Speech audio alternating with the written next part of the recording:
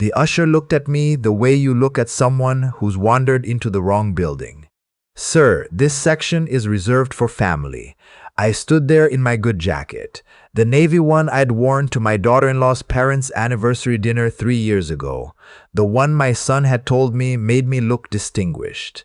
And I felt the word family land somewhere in my chest like a stone dropping into still water. I am family, I said. I'm the groom's grandfather. He checked his clipboard, looked up, checked it again. I don't see your name in the reserved seating, sir. You're welcome to find a spot in the general area, rows 12 and back. Behind him, I could see the white chairs lined up in perfect rows along the garden, gardenias everywhere. My late wife Shirley would have loved it. And there, near the front, I could see my son Richard talking to the photographer, laughing, hand resting on his wife Pamela's back. He had seen me walk up. I know he had. He'd looked straight at me for half a second before turning back to the photographer. He didn't say a word. I thanked Usher. I actually thanked him, which tells you something about how deep the habit of being polite runs in a man. And I walked myself to row 14. Let me back up, because to understand that moment, you need to understand how I got there. Not to that garden. To that place in my life where my own son could watch a stranger turn me away from my grandson's wedding and not so much as clear his throat. My name is Joseph. I'm 68 years old. I spent 31 years as a civil engineer for the county, and before that 2 years in the army. I am not a dramatic man. I do not make scenes. I raised 2 children, Richard and my daughter Faye, mostly on my own after Shirley passed from ovarian cancer in 2009. Richard was 32 then. Faye was 28. They were grown. I thought we'd made it through the hard years already. Richard married Pamela in 2011. I liked her well enough at first. She was sharp, organized, had opinions about things, and wasn't afraid to share them. I figured that was fine. My Shirley had opinions too. Didn't bother me. What I didn't see coming, what you never see coming, I think, because it happens so slowly, was how Pamela's opinions gradually started to include opinions about me. It started small. A comment here and there about how I'd spoiled my grandson Theo too much during visits. Then suggestions that maybe I didn't need to come to every birthday.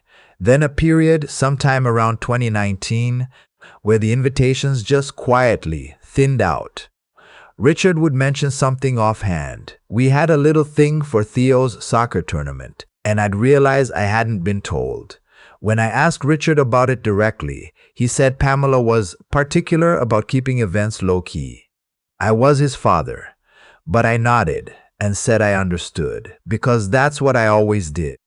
What I did not tell Richard was that in 2018, when his construction company nearly went under, I had liquidated a significant portion of my retirement savings, a little over $220,000, to help him stay afloat. He had come to me, sat right there at my kitchen table, and told me the business was going to collapse if he couldn't cover payroll and equipment loans for 3 months. Dad, I hate asking you this. Then don't, I told him. Just tell me what you need. We didn't do a formal loan agreement, I know. Every financial advisor reading this is wincing right now, and they are right to wince. I was not naive about money. I knew what I was doing, mathematically speaking. I had a pension that would cover my basic living expenses and Social Security coming in 2 years. I thought, this is what you do for your children. You don't make them sign papers, you just help. What I should have understood is that money given without paperwork has a way of becoming, in the other person's memory, something that was never quite given at all. Not consciously, maybe, but somewhere along the line, the story shifts. By 2020, Richard had rebuilt the business, hired 8 more employees, and bought a house in a nicer zip code. And when I came for Thanksgiving that year, Pamela mentioned in passing that they were finally getting their feet under them financially, as though the previous 2 years had just been a rough patch they'd weathered on their own. I did not correct her. That was my mistake, not the money. The silence. Theo, my grandson, turned 25 this past spring and got engaged to a young woman named Cassidy. I met her twice. She seemed kind, a little quiet, clearly adored Theo. The engagement party was at Richard and Pamela's house. I was invited to that one, though I learned about it 4 days before it happened through a text message from Richard. "Hey Dad, casual thing Saturday for Theo and Cassidy. Come by around 5 if you're free." If you're free, I came. I brought a card with a check for $500 inside. Pamela greeted me at the door, smiled, told me the food was on the back patio. She did not introduce me to Cassidy's parents, who were standing 10 feet away. She moved on to another conversation before I'd finished saying hello. Faye had driven up from Charlotte for the party. She found me standing by the food table, making small talk with one of Richard's business partners. "You doing okay?" she asked quietly, handing me a glass of iced tea. "Fine," I said. She gave me a look that said she knew I wasn't, but she didn't push. Faye has always known when to push and when not to. The wedding was set for the last Saturday in April at an estate venue outside of Raleigh. Formal, white tie optional. Seated dinner for 230 guests. I know these details because Faye told me. She was in the loop, had been included in several planning conversations. I had received one piece of communication, a printed invitation that arrived 6 weeks before the wedding. It had my name on it and a standard RSVP card. No phone call, no conversation about whether I'd need help getting there or whether I'd want to sit with anyone in particular or any of the things you might do if you were thinking of someone as a real participant in the day. I RSVP'd yes. I bought a new tie. I arranged my own ride. The morning of the wedding, I got up early, made coffee, and sat at my kitchen table for a while before I got dressed. Shirley's photo is on the windowsill. It's from a vacation we took to Asheville in 2001, and she's laughing at something I'd said, head tilted back a little. I talk to her sometimes, still. Not in a sad way, or maybe in a sad way, but I've made my peace with that. "I'm going to Theo's wedding today," I told her. "Wish you were coming." I drove myself to the venue, which is how I ended up in row 14, in my good jacket, watching my own son toast the cocktail hour from 100 feet away. Faye found me before the ceremony started. She came down the row, sat next to me, took my hand. "I didn't know," she said. "I swear I didn't know you weren't in the reserved section," I thought. She stopped. "I'm going to go say something to Richard." "Don't," I said. "Dad, Faye, please don't. Not today. It's Theo's day." She stayed with me through the ceremony. She held onto my arm during Theo's vows when my throat did something I wasn't expecting. The kid had grown up so fast. I remember teaching him to fish on the lake behind my old house in 2009, the summer after Shirley died, when he was 9 years old, and I was holding myself together with fishing line and routine. He'd caught a catfish and screamed, and we'd laughed so hard we nearly tipped the boat. Now he was at an altar in a rented tuxedo, crying a little when Cassidy came down the aisle, and I was in row 14. At the reception, the seating chart placed me at table 11. I found this out by scanning the display board near the entrance, the same way any guest would. Not a relative, a guest. Table 11 was near the back of the tent, next to the catering staff entrance. The people seated with me were a college friend of Cassidy's, her boyfriend, and 2 co-workers of Theo's I didn't know. Fine people. Perfectly nice. But I noticed that table 3, up near the front, held Richard and Pamela, Cassidy's parents, Cassidy's grandparents, and 2 of Richard's business partners, his business partners. At table 3, family table, where the grandfather of the groom might traditionally sit, I ate my dinner, salmon. It was well prepared. I talked to the co-workers of Theo's about where they worked and how long they'd known him, and they said complimentary things about him that made me proud in a way that also hurt. I drank 1 glass of wine. Theo came by during the reception to say hello. He was moving fast, new husband, 230 guests, everyone wanting a moment. And he stopped at our table for maybe 90 seconds. He hugged me, told me he was glad I was there, and then he was gone. I do not blame Theo. He didn't make the seating chart. I stayed through the first dance. I stayed through the father-son dance, which was Richard and Theo, and which I watched from table 11 with my hands folded in my lap. I watched Richard put his arm around his son's shoulders, and I thought about the kitchen table in 2018, and the check I'd written, and the way Richard had said, "I hate asking you this." I thought about how that had been true. He had hated asking, but taking had been easier, it turned out. After the first dances, I found Faye on the edge of the dance floor. "I'm going to head out," I said. "Dad, no. Stay, please. It's been a good evening." I meant it mostly. "I'm tired. Will you tell Theo I love him?" She hugged me for a long time. When she pulled back, her eyes were wet. "Come to my place for brunch Sunday," she said. "The kids want to see you. Marcus has been asking about Grandpa Joe." Marcus is her youngest, 6 years old, currently obsessed with dinosaurs and with me, in roughly equal measure. I smiled for the first time all evening. "I'll bring the biscuits," I said. I drove home. I didn't cry on the way, which surprised me. I felt something quieter than grief. Grief has edges. This was more like the feeling you get when you realize something has been over for a long time and you've just now caught up to the fact. Here's what I didn't tell Faye that night, what I hadn't told anyone. 3 months before the wedding, I had met with my attorney. Her name is Barbara Chen, and she's been my attorney for 14 years, since Shirley and I updated our wills after her diagnosis. I had called Barbara in January, told her I wanted to review my estate plan. We met on a Tuesday morning, and I sat down and told her calmly what the past several years had looked like. She listened without interrupting, which is one of the things I appreciate about her. When I was done, she asked me what I wanted to do. I told her.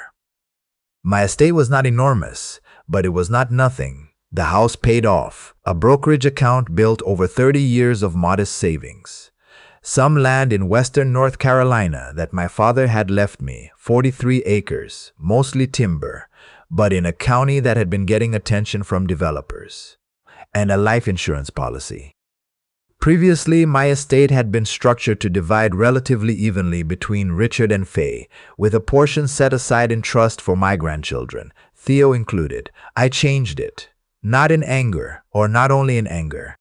I changed it the way you update a document to reflect current reality. The reality was that I had already given Richard $220,000 that had never been acknowledged, never been repaid, never been mentioned again. The reality was that his share of the estate, as it had stood, would have represented a third train of resources in one direction, with no evidence that the flow would ever change. I left Richard a portion. I'm not a cruel man, and he is still my son. But the bulk of the estate, the land, the larger accounts, the insurance, I restructured in favor of Faye, with provisions for her children and a direct trust for Theo that Richard and Pamela had no authority over. I did not tell Richard. I did not tell Faye, not then. I just sat with it. After the wedding, I drove to Faye's house Sunday morning with a bag of biscuits from the bakery on Cedar Street, the ones with the honey butter on the side. Marcus met me at the door before I'd even knocked, which meant he'd been watching from the window, which did something to me I won't try to describe. We had brunch. Her husband Dale made eggs. The kids were loud and happy in the way kids are when their lives are stable and they feel safe. And I sat at their kitchen table and ate, and felt something I hadn't felt in a long time, which was that I was in the right place. Faye told me over coffee that she'd spoken to Richard the night of the wedding. Not an argument, she wasn't that kind of person. But she had told him plainly that what happened was not right, that I was his father, that I had deserved better. What did he say? I asked. He said Pamela had handled the seating and he hadn't reviewed it. Okay, I told him that was an answer, but not an acceptable one. I nodded. He's going to call you, she said. Maybe, I said. He did call. About 2 weeks later. I was on my back porch reading when the phone rang, and when I saw his name on the screen, I felt nothing dramatic. Just tired, I answered. Dad, hey. His voice had that slightly off-balance quality it got when he was uncomfortable. "How are you doing?" "Fine, Richard. How are you?" We did a few minutes of surface conversation, the kind that has always been our primary language. Then he said, "I want to apologize about the wedding, the seating situation. That shouldn't have happened." "Okay," I said. He waited, I think, for me to fill the space. To say that's all right, or water under the bridge, or some other phrase that would let us both off the hook and return to normal. I didn't fill it. "Dad, I heard you, Richard. I appreciate you saying that. I should have checked the seating chart myself." "I should have," I agreed. "You should have." Another pause.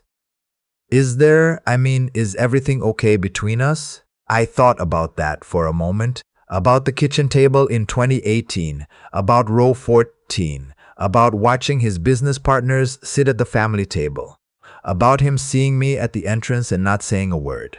"We're okay," I said. "You're my son. That doesn't change, okay? Good." He sounded relieved. "Good. But Richard, I want to say something and I want you to just let me say it." "Yeah, of course. I gave you money when you needed it. A lot of money. I did that because you're my son and I love you and I would do it again. But it happened. It was real. I'm not asking you to repay it. I'm asking you to remember that it happened. That's all." The line was quiet for a moment. "I know, Dad," he said. "I know you did." It was not an acknowledgement, but it was not a denial either. I decided to let it be what it was. We talked for another few minutes. We hung up. I sat on my porch and watched the birds at the feeder Shirley had put up the year before she died, and I thought about how long I'd spent measuring my relationship with my son by whether he would eventually become the person I thought he could be. I'd stopped waiting for that. That was the change in me. Faye calls me twice a week. We talk about the kids, about what Marcus did at school, about her garden, about whatever I've been reading. She came up 2 months ago and we painted my back porch together, the two of us, and we laughed about things I can't even remember now, but that felt good while we were laughing. Dale and the kids came for the 4th of July, and we did sparklers in the driveway. And Marcus fell asleep in my recliner at 9 o'clock, and I left him there. I have not told Faye yet about the changes to my estate.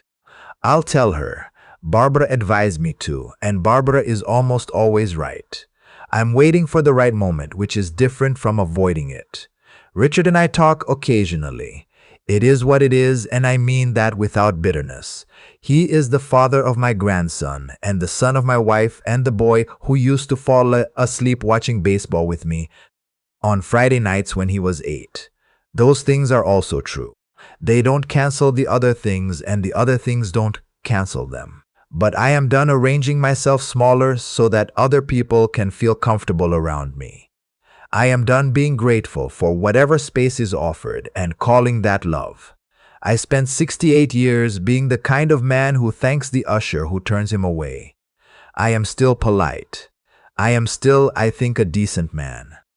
I just stopped pretending that silence was the same thing as peace. My house has Shirley's gardenia in the front yard, the one she planted in 2003 that took 3 years to bloom. It bloomed again this spring, right on schedule. I stood in the front yard on a Tuesday morning and looked at it for a while, just that. She would have had opinions about all of this. She would have told me what to do. She was usually right about people in a way I was not, but she's not here. So I'm doing the best I can with what I know. And I'm having brunch on Sundays, and I'm teaching Marcus what my father taught me, that the measure of a man is not how loudly he defends himself, but whether he can still sit down at a table and mean it when he asks how you're doing. I'm still here. I chose to be here. For the first time in years, that feels like enough.